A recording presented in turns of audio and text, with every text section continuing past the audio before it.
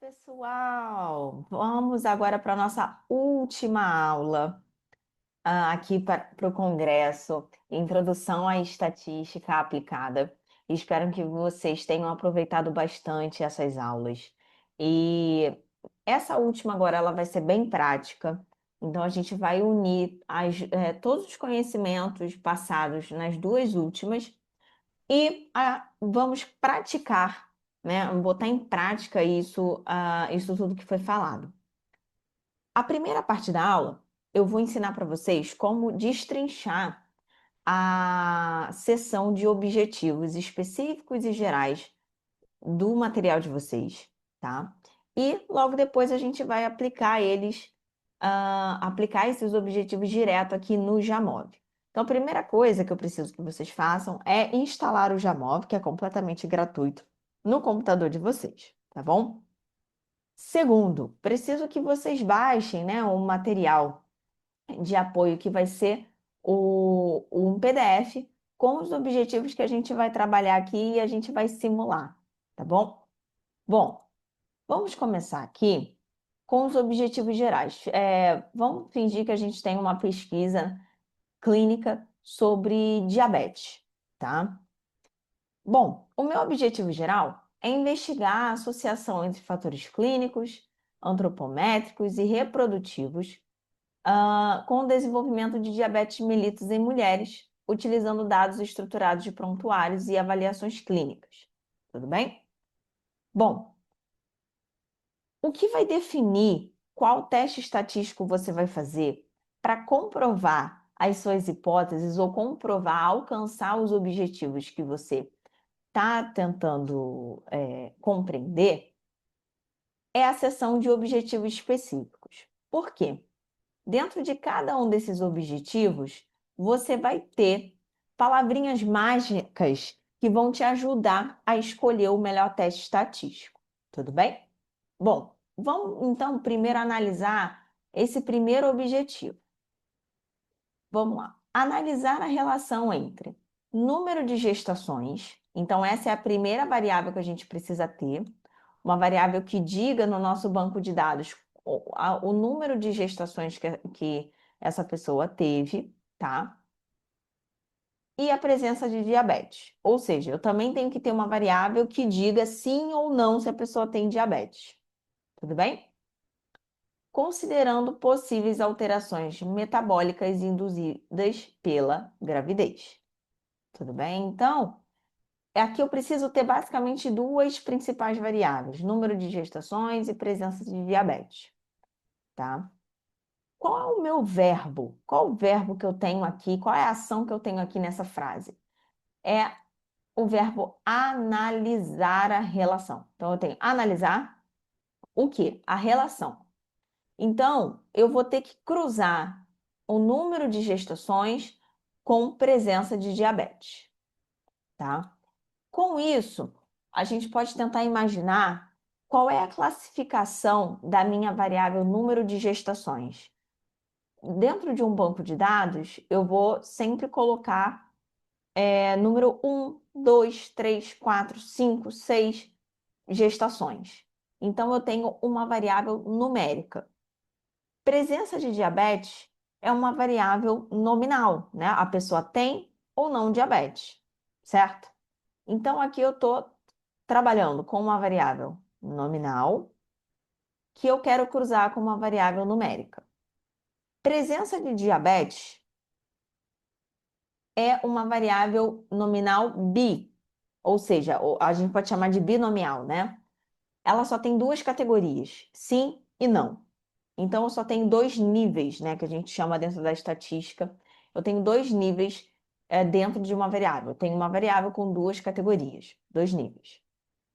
Então, voltando, relembrando a aula passada, quando a gente está tentando verificar a diferença numérica entre duas categorias, apenas duas categorias, eu posso usar dois tipos de teste: o teste T ou o teste de Mann-Whitney. O que que vai fazer essa distinção entre eles? O teste de normalidade. Tudo bem? Beleza.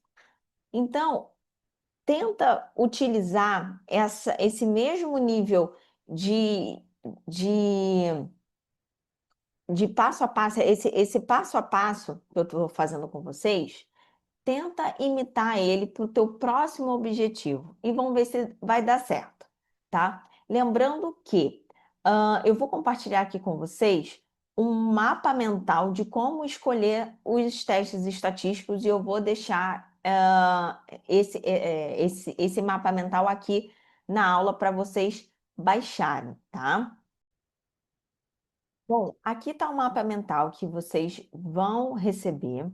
Deixa eu dar um zoom out aqui para ficar melhor para vocês conseguirem observar, tá? Então, dentro de variáveis numéricas, né, nós podemos ter nossas variáveis homogêneas e normais, que a gente vai testar pelo teste de Shapiro-Wilk, que é o teste de normalidade, tá?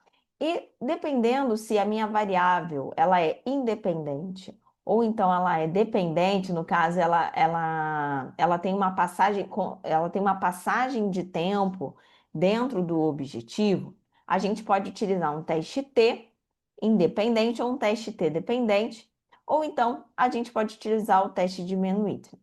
Vamos lá para o Jamov, para isso ficar mais claro para vocês. Lembrando que nós estamos tentando agora tentar validar o nosso primeiro objetivo, que é a relação entre número de gestações e presença de diabetes, tá? Então, quando eu abro aqui o Jamov, eu posso simplesmente abrir o meu banco de dados. Então, eu venho aqui nesses três tracinhos do lado esquerdo, clico em abrir e vou procurar dentro do meu computador aonde vai estar o meu arquivo, tá? E aqui eu já abri o arquivo, que é o arquivo de BD, que eu vou deixar nos anexos dessa aula também para vocês poderem testar, tá bom? Bom, então ele fica carregando, ele vai abrir uma outra tela e então nós temos finalmente a nossa base de dados, tá? Notem que essa base ela está de acordo com os princípios que a gente estudou lá na primeira aula, né? Que era o princípio de organização de um banco de dados, em que as variáveis elas precisam sempre estar nas colunas e a sua unidade amostral elas precisam estar nas linhas. Tudo bem?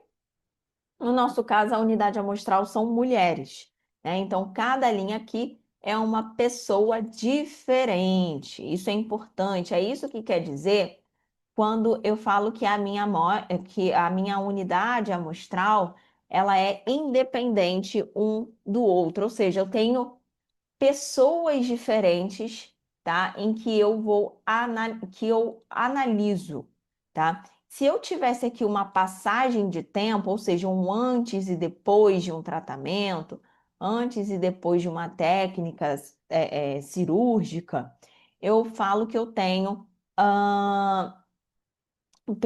amostras dependentes, né? Ou seja, eu estou observando o mesmo indivíduo, a mesma unidade amostral, só que em tempos diferentes. Eu não estou trabalhando com pessoas diferentes, eu estou trabalhando com a mesma pessoa em momentos diferentes, tá? Então, para isso, a gente utiliza nesse formatinho, né, que eu estou trabalhando com passagem de tempo, geralmente a gente usa o teste T pareado, tá? Para amostras pareadas, que geralmente é quando a gente tem essa passagem de tempo. Não é o caso do nosso objetivo fictício aqui, tá?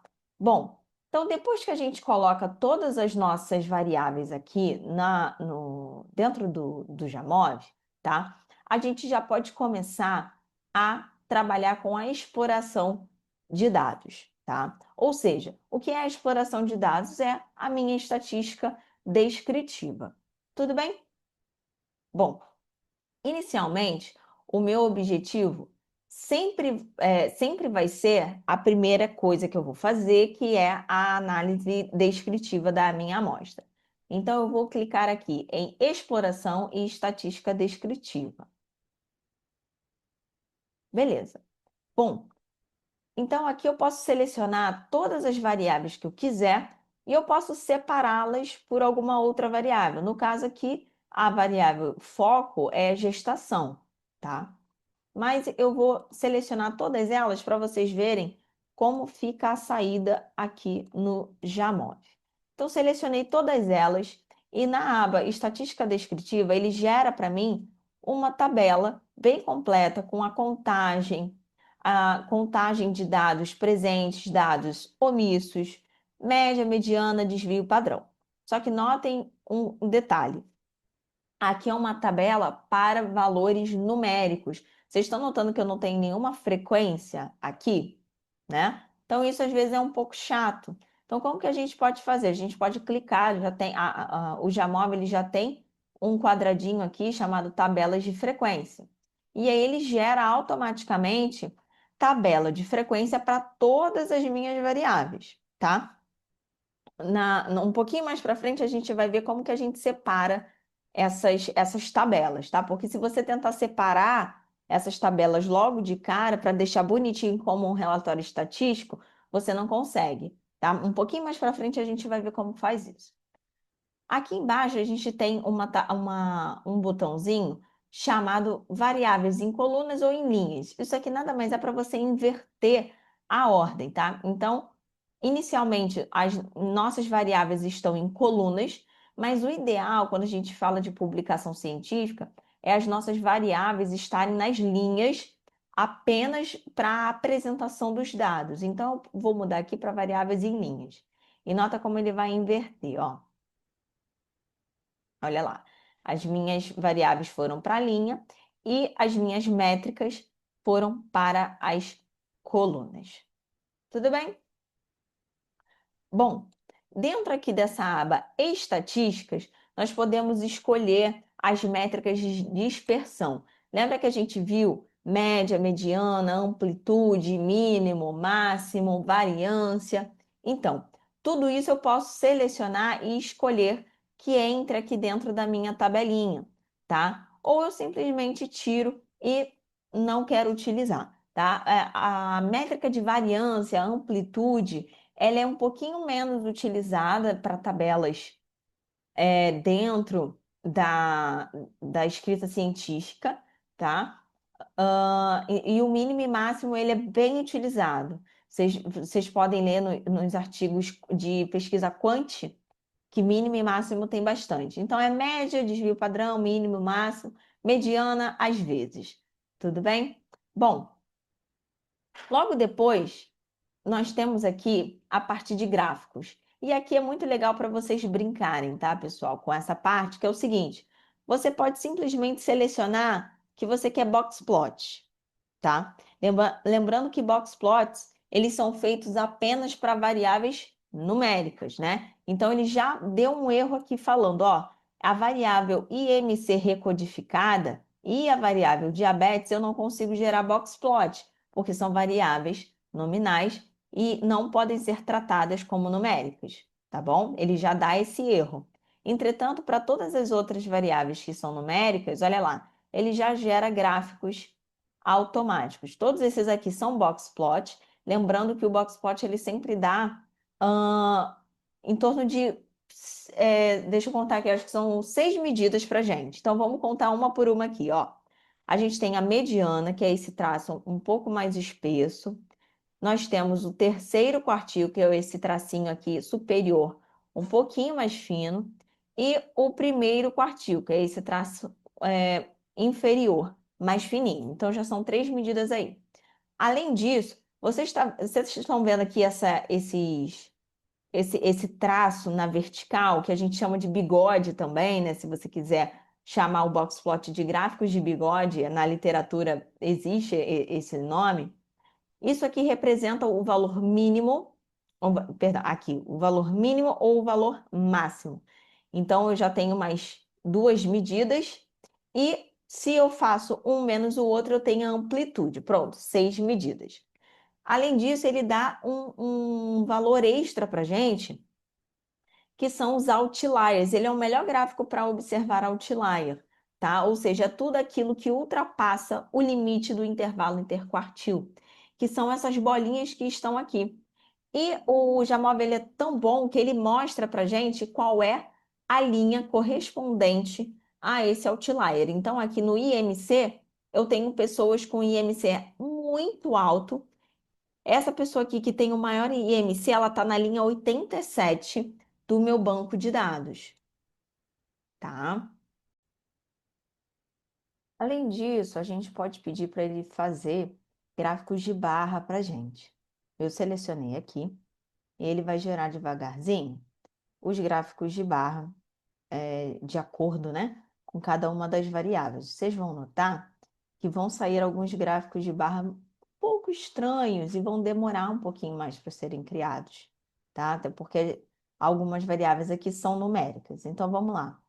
Esse gráfico aqui, número de gestações, ele está contando a quantidade de pessoas que não tiveram nenhum tipo de gestação dentro da amostra, né? E assim por diante. Para essa variável aqui, relembrando lá da aula de visualização de dados, para essa variável, que é uma variável numérica, o ideal é manter ela num box plot e não em um gráfico de barra, tá? E assim, a gente continua, tá, com as outras variáveis. Aqui ele escolheu para gente um gráfico de barra em que a barra representa a média, e vocês estão vendo esses tracinhos aqui? Esse tracinho aqui representa o desvio padrão, tá? Para essa mesma variável. Então, ele mesmo escolheu, tudo bem? Aqui ele já escolheu um gráfico de barra para cada uma, para cada contagem, né, do tríceps dessas mulheres. E aqui para a insulina ele escolheu um gráfico de barra em que a barra representa a média e aqui eu tenho o desvio padrão dessa mesma variável. E assim por diante. E você pode se perguntar, né, na hora que você estiver fazendo, rodando a sua análise, é o seguinte: Regina, qual é o conceito por trás dele selecionar o gráfico de barra específico para a minha variável, né? Se todas elas, em teoria, são numéricas, ele está escolhendo aleatoriamente? Não.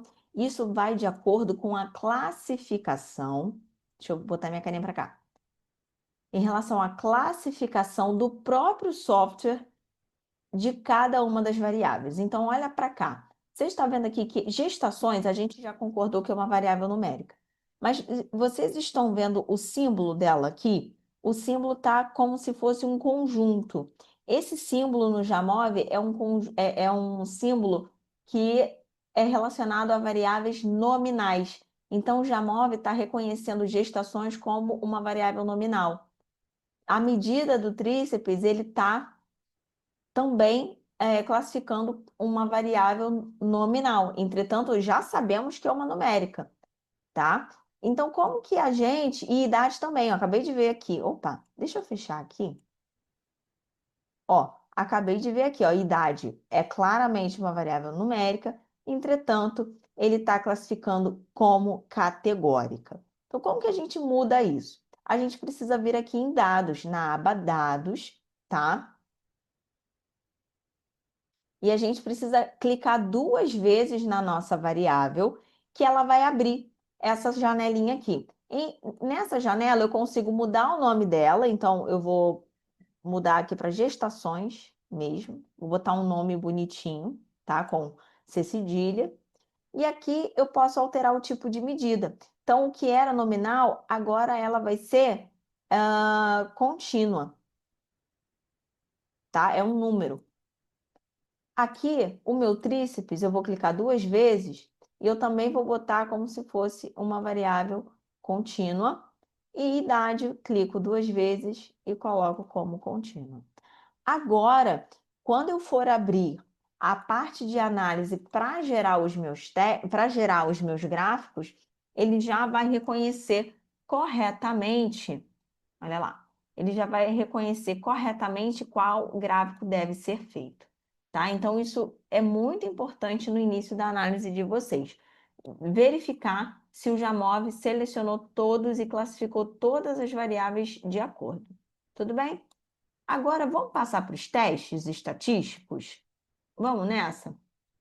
Ah, mas antes disso, deixa eu ensinar para vocês como que vocês vão gerar um relatório, tá? Completo aqui do Jamov. Ao final ao final da sua análise, tá? Ao final, você tem aqui a parte das referências, né? Que ele precisa que você referencie o Jamov, tá? E se você quiser, você pode clicar aqui nesses três pontinhos e mudar um pouco dos padrões desse documento. Por exemplo, formato numérico é sempre importante. Os valores, o que que vai, como que você vai representar os valores decimais dentro do seu relatório? Vai ser duas casas decimais? Três? Quatro? Ah, o p-valor, que são os valores significativos que ele está colocando aqui, vão ser com 3 dígitos, 4 dígitos, 5 dígitos, tá? E assim por diante. Você vai deixar a referência visível ou escondida? Quais vão ser os temas dos gráficos? Deixa eu voltar aqui para vocês verem a diferença. Ó, o gráfico ele vai ser estilo padrão, ele vai ter um tema considerado mínimo. Olha lá, cliquei aqui, ele vai modificar para a gente. Vamos só aguardar porque são muitos gráficos. Enquanto ele carrega, ó, nós temos o tema mínimo, a gente tem um tema do próprio SPSS, temos um tema Hadley, temos preto e branco. Olha lá, o mínimo, ele muda um pouquinho aqui a parte de trás do gráfico e muda também o layout, muda a fonte dos valores, tá? Então, você pode ficar aqui brincando e testando um pouquinho como que muda o tema desses gráficos. Eu coloquei agora aqui um preto e branco, tá? Ele vai carregar e vai mostrar para vocês. Além disso, eu tenho aqui uma paleta de cores, olha lá, preto e branco agora. Eu tenho uma paleta de cores que eu posso mudar, tá? Pode ser tudo azul, pode ser tudo verde e assim por diante, tá bom? Você pode ficar brincando aqui bastante. Bom, enquanto ele carrega aqui, vamos então para os exemplos dos nossos testes, tá? Então, a primeira coisa que a gente vai fazer é tentar comprovar como que o número de gestações se diferencia se a pessoa tem diabetes ou não. Então, a gente já conversou que provavelmente vai ser um teste T. Então, eu vou vir aqui em teste T, vou clicar. E lembra que eu estava falando de amostras independentes, dependentes, aqui eles chamam de emparelhadas, né? No nosso caso, são amostras independentes, ou seja, eu não tenho passagem de tempo, né? Então, eu estou sempre observando pessoas diferentes aqui na minha amostra. Então, eu vou clicar em teste T. E aí eu tenho que selecionar qual vai ser a minha variável dependente, ou seja, qual é a variável que eu estou querendo observar, né? Então aqui eu quero observar o número de gestações. E qual é o meu grupo, né? Dentro de qual grupo? No meu grupo de diabetes ou não diabéticos, tá? Então, ao longo da seleção das variáveis, ele já vai criando aqui uma tabelinha e ele já mostra para mim se o meu teste, qual foi o resultado do meu teste, que é o meu p-valor. Então, se eu tenho aqui um p-valor significativo para o teste T, quer dizer que há sim uma diferença, tá?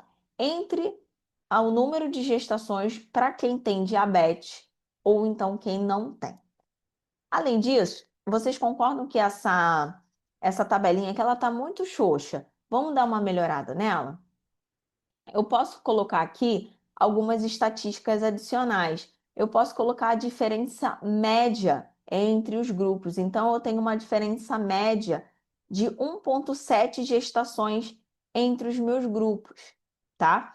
E o mais legal, eu posso adicionar uma estatística descritiva. É a partir da estatística descritiva que eu vou ver, eu vou conseguir interpretar o valor desse P, tá? Lembrando, o meu p-valor ele deu significativo. Quer dizer que eu tive diferença entre os meus grupos. Mas você concorda que só isso está muito superficial, né? Qual é o grupo que tem maior quantidade de gestações? Vamos lá. O meu grupo que tem maior quantidade de gestações é o meu grupo que é diabético. Olha lá, é positivo para diabetes. A média de gestações é de 4,4, tá? E a quantidade média de gestações do meu grupo que não tem diabetes é de 2,7. Ou seja, na minha pesquisa, eu tenho o número de gestações é estatisticamente maior para quem foi diagnosticado com diabetes. Tudo bem? Beleza. Agora vamos nos atentar para uma coisinha aqui. A gente fez o teste T, certo? Entretanto, olha lá, ele fala que o teste de Levene, ele é significativo, sugerindo uma violação do pressuposto da homogeneidade. Ou seja, aqui ele está indicando para a gente que o ideal é não fazer um teste T. O ideal aqui é fazer um teste de Mann-Whitney, porque a minha variável ela não tem distribuição normal e ela não é homogênea, tá? E o teste que verifica a homogeneidade é o teste de Levene, que o Jamov já faz automaticamente. E a partir daí eu tenho a mesma conclusão, entretanto, garantindo a não violação dos pressupostos para um teste. Tudo bem, pessoal? O teste T é muito rápido, muito simples aqui, né? Então vamos para o nosso próximo objetivo específico, que é avaliar a associação entre o nível de glicose em jejum e a ocorrência de diabetes, né? Então, vocês concordam que aqui eu tenho o mesmo tipo de teste para o mesmo tipo de teste feito aqui no meu primeiro objetivo? Olha lá, agora eu só quero saber se a diferença do nível de glicose. Então, eu vou voltar aqui na minha telinha, vou tirar as gestações e vou colocar a glicose. Pronto, já tenho o resultado, que foi significativo. Ou seja, aqui a minha média de glicose para pessoas que são diabéticas é estatisticamente maior do que o grupo que não tem diabetes. Ótimo, isso faz muito sentido, certo? Beleza, então vamos para o nosso próximo objetivo aqui da nossa aula. E o próximo objetivo é prever a relação entre variáveis clínicas e a própria diabetes. Vocês concordam que isso aqui, só esse objetivo aqui, já é toda a análise exploratória que nós fizemos aqui inicialmente, que está tudo aqui em cima, e vocês vão apenas precisar estudar e observar esses valores e tirarem conclusões. Tudo bem? Beleza. Então, vamos fazer aqui um outro teste, que é avaliar uma correlação. Quando a gente comentou sobre os testes estatísticos, né, a gente não falou sobre essa correlação. Correlação nada mais é do que a gente tentar avaliar a distribuição entre duas variáveis numéricas, tá? Então, por exemplo, eu quero saber como a gestação se comporta se eu aumentar a minha glicose, tá? E dentro aqui do Jamov, eu consigo avaliar isso pelo gráfico de dispersão. Então, eu vou clicar aqui em gráfico de dispersão e vou selecionar apenas as variáveis que eu quero, ó, que foi gestação e glicose. Vou colocar no eixo X e no eixo Y. Olha lá. Ele mostra o seguinte: com o aumentar das minhas gestações, tá? Eu vou inverter aqui os eixos. Espera aí, gente.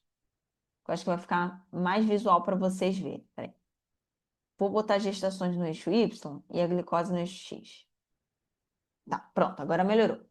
Então, eu consigo ver que eu aumento a minha glicose, tá? E eu aumento também o meu número de gestações. Eu consigo observar isso aqui nesse gráfico, tá? Mas será que eu consigo traçar uma reta linear aqui, ou seja, uma reta linear é como se ela estivesse ascendendo. Só pelos meus pontos aqui eu consigo ver que não, mas eu posso pedir para o Jamov fazer isso para mim, para eu tirar a conclusão ideal. Vamos ver? Vamos lá. Ele está carregando. Olha lá. Se eu tentasse gerar uma reta aqui, essa reta ela ficaria nessa altura. Ela não ficaria mais para cá, mais para cima, não. Ela ficaria para cá.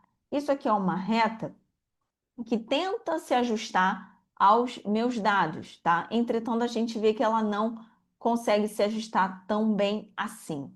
Vamos tentar uma outra variável agora? Em vez de ser gestação, vamos ver a insulina.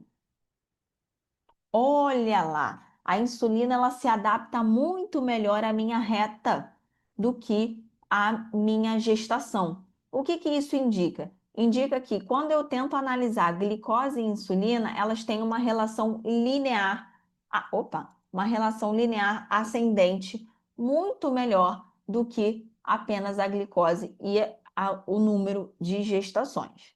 Tudo bem? Bom, pessoal, eu espero que vocês tenham aproveitado bem essa aula de Jamov. O objetivo é realmente ela ser um pouquinho mais rápida.